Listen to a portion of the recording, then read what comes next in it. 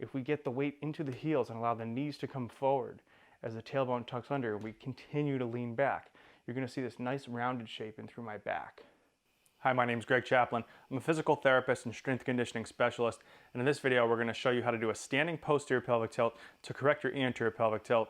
And not only are we going to show you how to correct that anterior pelvic tilt by doing a posterior pelvic tilt, we're also going to demonstrate some exercises that you can use in the gym that will integrate and reinforce these skills. So if you like this video, go ahead and like, comment, and subscribe. Let me know what topics you want me to cover in the future, and I'll be sure to do a video on those. Without further ado, let's get right into first the explanation, then the corrective, and then finally the exercises. Here we go.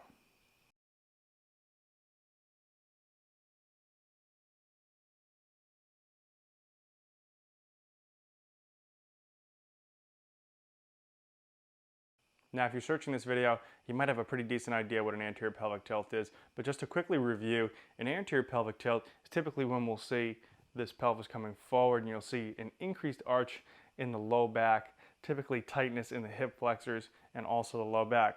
Now, what's less commonly appreciated is that we can also get compression on the backside of the pelvis in through the glutes as well. So that's why I'm not a big fan of the cue to squeeze the glutes to try to get a posterior pelvic tilt, because beyond just these muscular tightnesses that we're used to thinking of, what we really have going on here is an anterior or forward shift of the hips taken to an extreme. That might be your sway back individual like this, but sometimes these things can be quite subtle. And so what we want to do as a general goal is we want to reduce compression on the backside. We want to improve the ability to shift back. We want to improve the ability to unlock the knees as we shift back. So that's actually going to be our first exercise, which is just a standing weight shift to get acquainted with that back part of our foot. Because if we don't have the foot, we won't have anything. If you don't have the weight shift right from the ground, then you're going to have a really hard time correcting anything that's happening from the top down. So the first exercise that we're going to do is just like this. We're going to soften our knees and we're going to do a little bit of a trust fall. And I want you to go even far enough where you have to take a step like that, because that's when you know you're going to reach the limit of your trust fall. Okay? Then once you have that down, you're going to go kind of just shy of that limit, where you're almost falling back but not quite. Now with your heels super glued to the ground, you're going to allow your knees to come forward as you try to relax your low back. As you do this, what you'll find is that if you were starting off in an arch or with your knees unlocked and your weight was forward, by shifting back and unlocking your knees, if you let your back relax, you will naturally get this tucking under of your tailbone from your body. Now you're doing a posterior tilt without having to squeeze your glutes, so you're not increasing compression on the backside of your pelvis. You've relaxed your low back, so you've decreased compression in terms of the back, and you've also corrected that forward weight shift. So you have all three things going for you.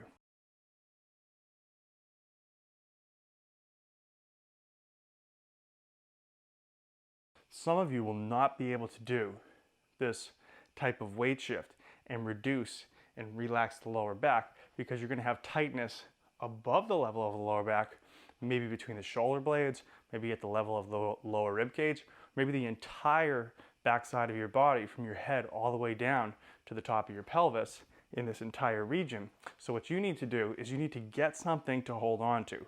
Now, something that works great is a kitchen sink. Something that also works great is something like a suspended cable or a TRX. So I'm going to use a TRX. I'll show you here how to do that. I have this TRX anchored. Now, if you don't have a TRX, you could be holding on to the edge of a sink. Okay, we're going to lean back and take the slack out of our arms here. And what that's going to do is allow the shoulder blades to wrap around the rib cage. In this position, if we get the weight into the heels and allow the knees to come forward as the tailbone tucks under, we continue to lean back, you're going to see this nice rounded shape in through my back.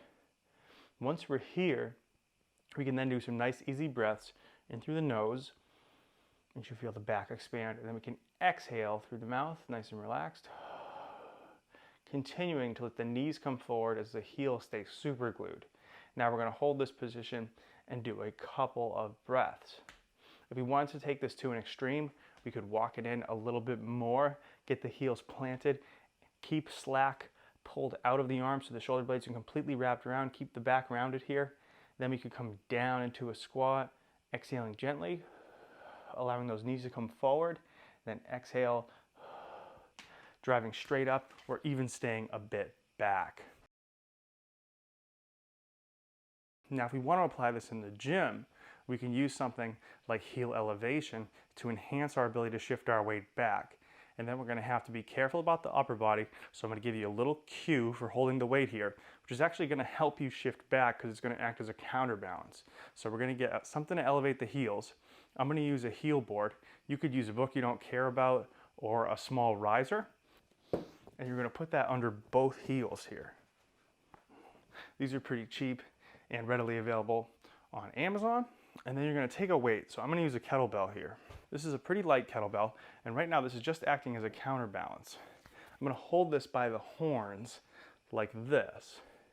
Then I'm going to hold the weight close to the chest as I reach forward with the elbows so that the shoulder blades wrap around.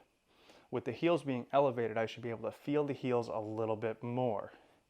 Now, being in this position, we're going to almost do our mini trust fall, and we have the weight to make that less of a shift or requiring less trust, if you will. We're going to keep that upper back feeling wide so that our elbows are reaching forward and the weight's close to the chest. We should feel like we get a little stretch between the shoulder blades here. Okay, we're going to keep heavy on those heels. We're going to allow the knees to come forward, relaxing the low back. We should feel the tailbone has tucked under. Now from here, we can come down just a little bit and hold that position, doing that same thing that we did on the wall. Now, depending on your hip mobility, you may be able to drop lower into a squat, maintaining the weight in through your heels, and that would look something like this. We'd inhale down, dropping straight down, staying stacked, and then we'd exhale right up, again, keeping the rib cage stacked over the pelvis. So to review, you're first just going to stand up, get your weight back in your heels, allow your knees to come forward as your low back relaxes to get your butt to tuck under. Then we're going to hold the weight by the horns, push forward with the elbows so the shoulder blades wrap around. We feel a little bit of a stretch or expansion in between the shoulder blades.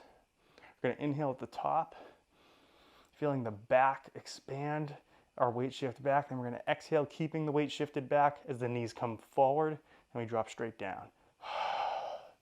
Then we're going to inhale at the bottom, exhale, and come straight up. So that's an exercise that you can do to reinforce that corrective. What I would consider is just start out nice and easy, either at the sink or without anything at all, just working on keeping the heels down, getting the knees to come forward and the low back to relax. If that doesn't work for you, then go to holding on to something so you can really take the slack out of the upper body and reduce any influences from the upper body that are preventing you from getting that in the lower body.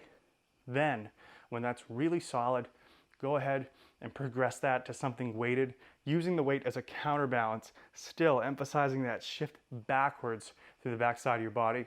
All that together is going to be a better way to correct your anterior pelvic tilt and your tendency to shift your weight forward. So give that a shot. Let me know how it goes in the comments. And if you like this video, subscribe, share, comment, and let me know what kind of videos you want. And until next time, thanks a lot for watching this video. I'm Greg Chaplin. See ya.